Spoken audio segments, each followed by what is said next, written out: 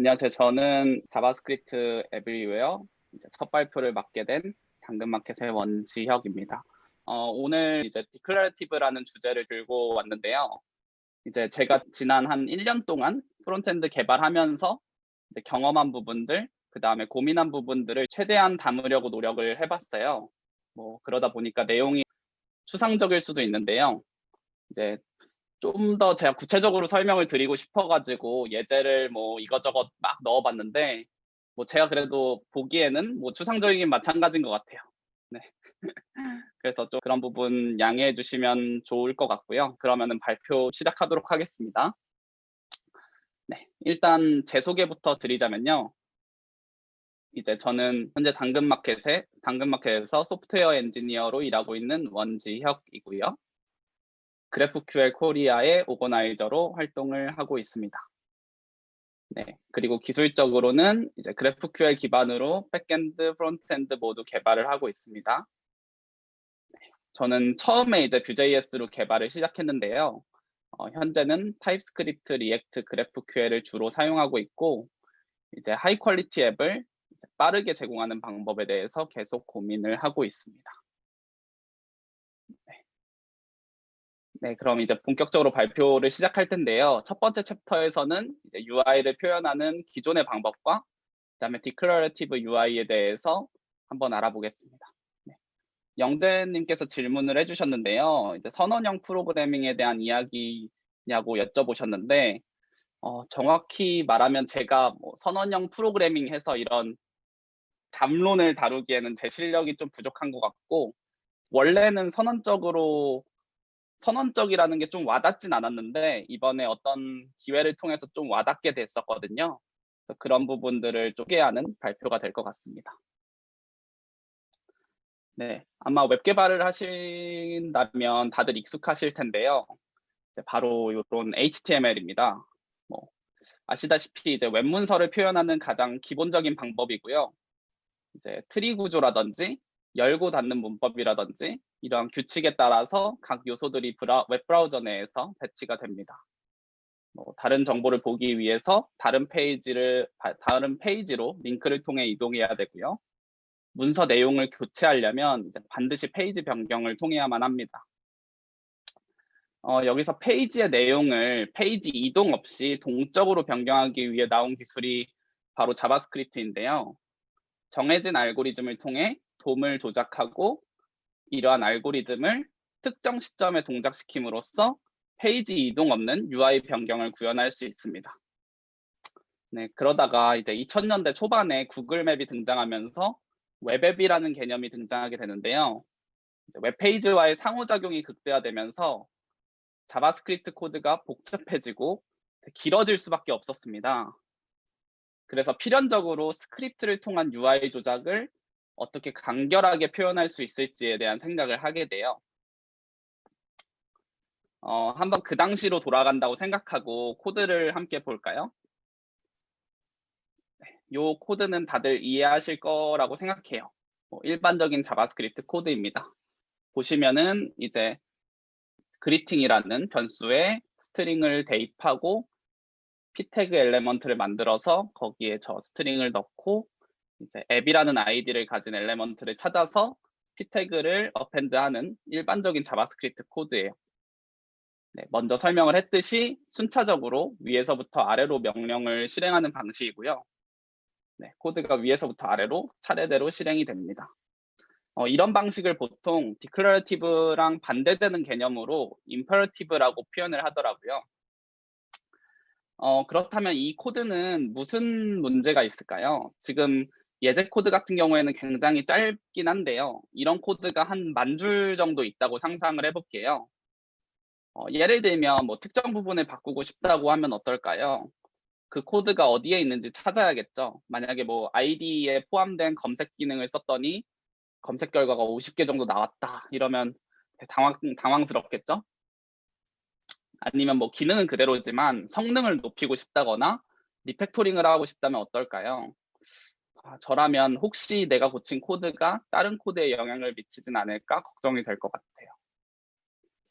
그리고 만약에 이제 회사에서 신규 입사자분이 들어오셔서 이 코드를 인수인계 받아야 된다면 어떨까요? 제 생각에 설명하는 데만 한 일주일은 필요할 것 같아요. 그리고 저는 이제 명확한 코드라고 말하는 게 이제 누가 봐도 같은 의미로 받아들일 수 있는 코드라고 생각하는데요. 위의 방식대로 구현을 하다 보면 이제 같은 기능을 구현하더라도 사람에 따라 수많은 베리에이션이 나올 수 있고 수많은 생각들이 나올 수 있기 때문에 누가 봐도 같은 의미로 받아들이는 명확한 코드가 되기는 조금 힘들 것 같아요. 자, 그러면 저랑 같이 코드를 한번 선언적으로 개선을 해볼까요? 일단 선언적이라는 게 뭔지 어렴풋이 이해를 하면 좋을 것 같아요. 이 문장은 이제 Thinking in Relay라는 문서 내용 중에 제가 발췌를 한 부분인데요. 리액트 컴포넌트를 설명하는 부분인데 이제 리액트 컴포넌트가 선언적이라고 이야기를 꺼내면서 이러한 선언적인 컴포넌트는 어떻게에 대한 고민 없이 어떤 UI를 그릴지에 대한 부분만 신경 쓰면 된다고 적혀 있어요. 저는 여기서 핵심을 how랑 what으로 봤습니다. 일단 여기서 how는 어떻게, 어떤 방식으로, 어떤 순서로를 의미하고 what은 무엇을, 어디에, 어떤 모양으로를 의미를 합니다. 네, 그래서 다시 한번 문장을 가볍게 정리를 해보면 이 문장이 말하고 싶은 이제 declarative의 뜻을 이제 how를 최소화하고 what을 극대화하는 방법이라고 표현을 하고 있습니다. 네, 자 그럼 아까 그 코드를 how랑 what으로 한번 분리를 해볼까요? 코드를 다시 보시면 어떤 문장을 그릴지에 대한 부분은 what일 거고요. create element나 get element by id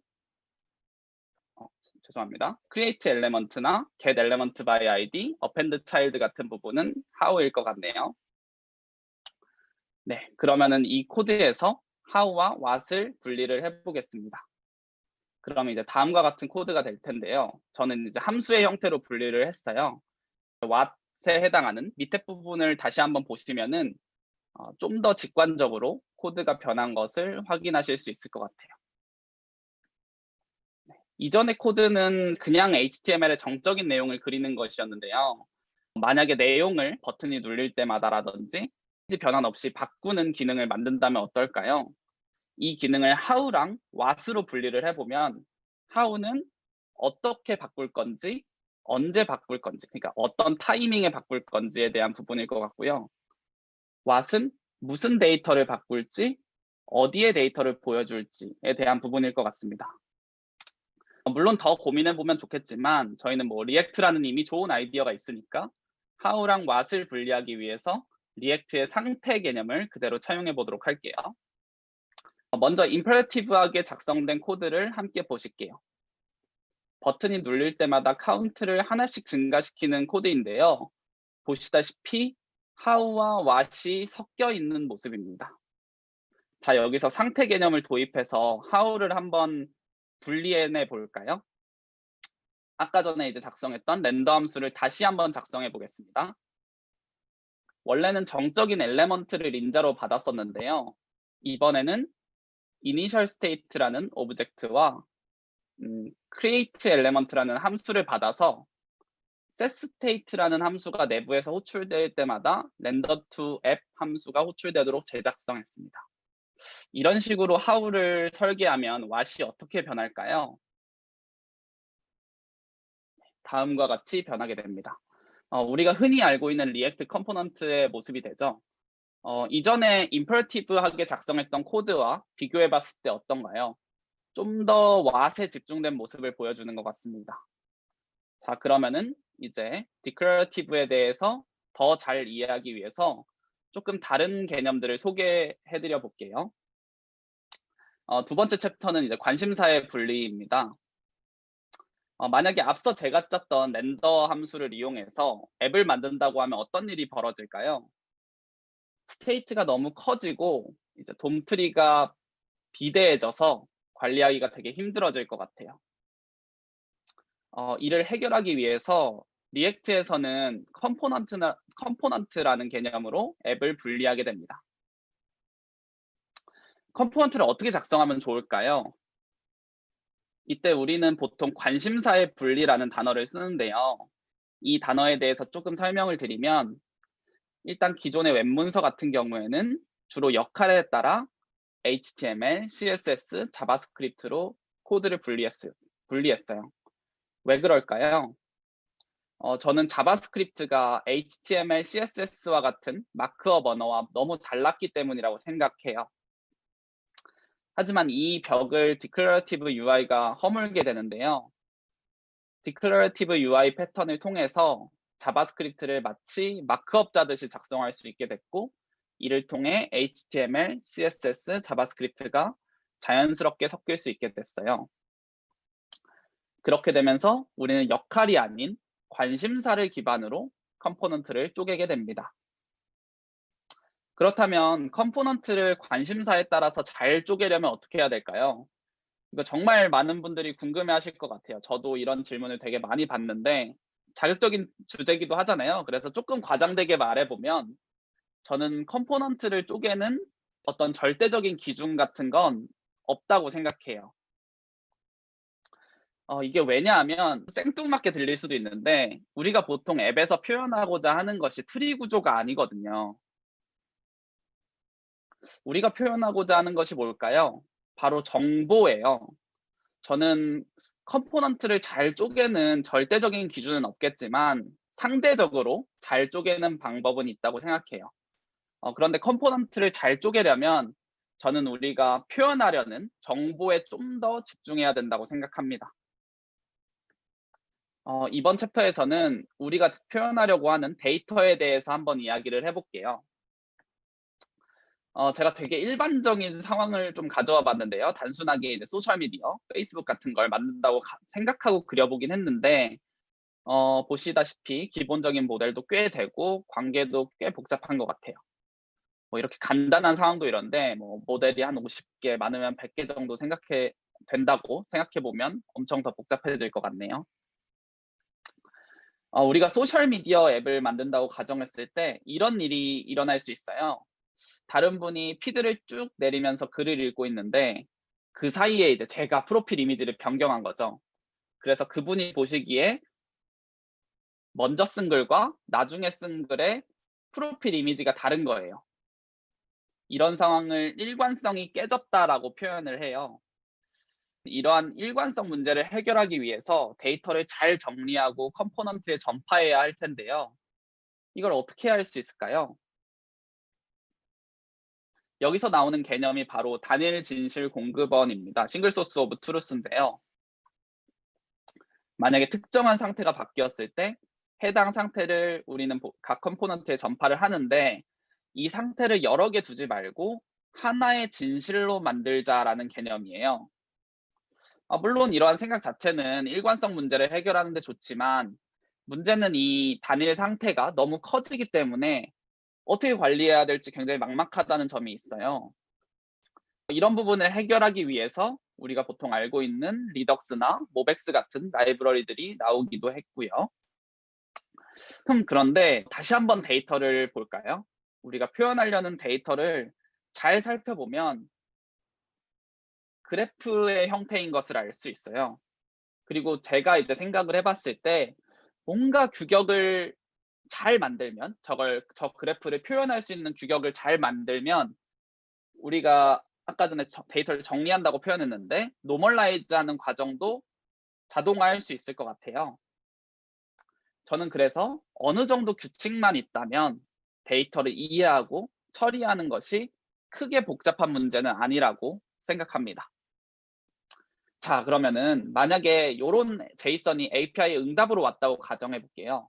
이 데이터를 이제 균일관성을 지킬 수 있도록 노멀라이즈 한번 해볼까요? 관계를 표현하는 필드들을 ID 값만 갖도록 변경한 뒤에 ID끼리 연결하는 모양으로 노멀라이즈 했습니다. 그런데 균일관성을 위해서 이렇게 한 땀 한 땀 노력할 수도 있겠지만 굳이 이렇게 해야 하나? 생각하시는 분도 분명 있을 것 같아요. 하지만 만약 이런 부분들을 이제 크게 노력 없이 잘 표현하고 도와주는 도구가 있다면 어떨까요? 저는 이런 부분을 잘 도와줄 수 있는 도구가 바로 GraphQL이라고 생각합니다. GraphQL을 사용하게 되면 앞서 설명한 모델 타입을 정의하는 것, 그리고 이를 통한 쉬운 노멀라이제이션, 그리고 쉽게 상태 관리를 할 수 있게 되는데요. 앞서 보셨던 다음과 같은 제이슨 구조는 다음과 같은 GraphQL 스키마로 표현할 수 있게 되고요. 각 모델 간의 관계는 GraphQL 스키마에서 다음과 같이 정의할 수 있게 됩니다. 그리고 GraphQL 기반의 자동화된 상태 관리 툴을 도입하게 되면 저희가 별도의 프로그래밍을 하지 않아도 상태 관리가 모두 자동으로 되면서 뷰 일관성을 거의 완벽하게 달성할 수 있게 됩니다. 그래서 결론적으로 제가 말하고 싶었던 거는 우리가 리액트가 UI에 대한 how를 가져갔던 것처럼 GraphQL은 데이터 처리에 대한 how를 가져갈 수 있게 됩니다.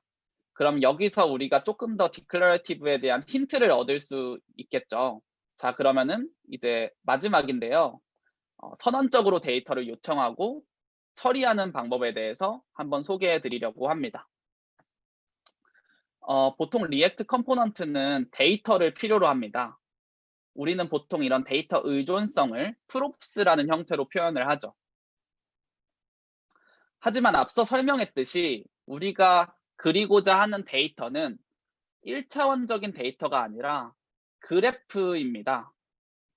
그리고 컴포넌트도 마찬가지로 1차원적인 데이터가 아니라 그 진실 자체를 필요로 하기 때문에 컴포넌트는 실제로는 그래프를 필요로 한다고 저는 생각해요. 앞서 제가 소개해드렸듯이 그래프를 표현하는 좋은 언어가 있었죠. GraphQL의 프래그먼트 문법을 이용하면 다음과 같이 컴포넌트에 필요한 데이터를 표현할 수 있습니다. 자, 그러면은 결론적으로 디클러러티브하게 데이터를 요청하는 건 어떤 걸 의미할까요? 각 컴포넌트에서 어떤 데이터가 필요한지를 쭉 적습니다. 그러면은 라이브러리가 뒤에서 알아서 한 개의 요청으로 만들어주고요. 후에 다른 요청을 통해 해당 모델이 바뀌게 되면 자동으로 변경사항을 컴포넌트에 반영해 줍니다. 디클러러티브를 제가 여러 예제로 이해하기 위해서 조금 멀리 돌아왔는데요. 제가 이야기하고 싶었던 부분을 한번 정리해 보도록 하겠습니다. 제가 예제로 보여드렸던 디클러러티브 UI부터 GraphQL, 그 다음에 이제 디클러러티브 데이터 패칭까지 결국 생각해 보면 디클러러티브라고 하는 것은 공통된 how를 잘 분석해서 꺼내고 이를 통해 내 코드의 what을 뭉치는 과정이라고 저는 생각을 합니다. 이를 위해서 how랑 what을 이제 날카롭게 갈라내는 안목이 좀 필요한 것 같습니다. 제가 이번 발표를 준비하면서 한 이틀 전쯤에 이제 회사에서 일을 하면서 리팩토링한 코드가 있는데요. 한번 함께 보시면서 정리해보는 시간 가지면 좋을 것 같아서 제가 가져왔습니다. 보시면은 익스프레스 기반의 코드인데요. 로그인되지 않은 사용자를 로그인 화면으로 리다이렉트하고 로그인된 사용자는 그냥 넘어가는 되게 간단한 미들웨어입니다. 여러분들은 이걸 어떻게 리팩토링 하시겠어요? 잠깐 한번 생각해 볼까요? 이 정도 코드를 굳이 리팩토링을 해야 되나라고 생각하실 수도 있어요. 근데 저는 뭔가 이게 마음에 잘 안 들었거든요. 이 코드가 항상 뭔가 미드웨어를 짤 때. 1년 전에 저는 이런 식으로 리팩토링을 했습니다. redirect if not logged in이라는 함수를 만든 다음에 그 안에 로직을 넣은 다음에 함수를 저 멀리 막 미들웨어스 같은 폴더에다가 잘 안 보이게 숨겨 놓는 거죠. 아마 지금도 이렇게 리팩토링 하고 계신 분들이 많을 거라고 저는 생각해요. 그런데 이번에 저는 발표 자료를 준비하면서 사실 더 생각하게 된 것도 있긴 한데요. 이런 식으로 리팩토링을 해봤어요. compare라는 인자로 받은 함수를 실행시켜서 true가 나오면 리다이렉트를 시키고 false가 나오면 그냥 넘어가는 미들웨어를 만들었어요. 이게 보시다시피 how를 잘 발라서 이제 리다이렉트 if라는 함수로 만들었고 어떻게 보면 나의 코드, 그러니까 읽어야 되는 코드에는 what을 잘 뭉쳐놨어요. 이게 보시기에 훨씬 명확하지 않나요? 아마 오늘 발표를 듣고 느끼시는 게 있으시면 왜 이 코드가 더 나은 코드인지 충분히 이해하실 수 있을 것 같아요.